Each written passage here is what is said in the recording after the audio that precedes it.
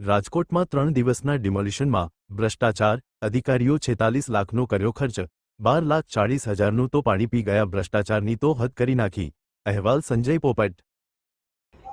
જો આ એક પછી એક અલગ અલગ કૌભાંડો જે મ્યુનિસિપલ કોર્પોરેશનના બહાર આવી રહ્યા છે। હમણાં જે ડિમોલેશનનું હતું એના જે બિલ બહાર આવ્યા છે, 28 લાખ રૂપિયાનું જે જમવાનું બિલ આવ્યું છે, કાજુ કતરીનું બિલ આવ્યું છે, અને જ્યાં લોકોના ઘર તૂટી રહ્યા હતા, લોકો ત્યાં બેઘર થઈ રહ્યા, આજે 40-40, 50-50 વર્ષથી ત્યાં રહેતા લોકોના ઘર ઉપર ડિમોલેશન ચાલી રહ્યું હતું, ત્યાં અધિકારીઓ ત્યાં કાજુ કતરીની મિજબાની માણી રહ્યા હતા।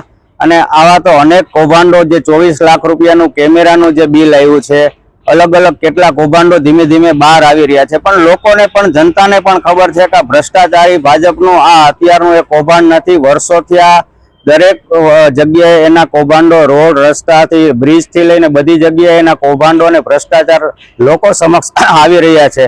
અને જો આ ઉપરથી શાસક પક્ષ કોઈ આના ઉપર એક્શન નહીં લે તો વિરોધ પક્ષ તરીકે અમે ઉગ્રમાં ઉગ્ર આંદોલન કરશું। એ તો બધી ભાજપની મિલીભગત છે, એ મૌન અવસ્થામાં એટલા માટે કારણ કે જે ભ્રષ્ટાચાર થઈ રહ્યો છે અને જે અગાઉ પણ ભ્રષ્ટાચાર થયો છે એ ભાજપના શાસક પક્ષના દરેક લોકોને ખબર જ છે।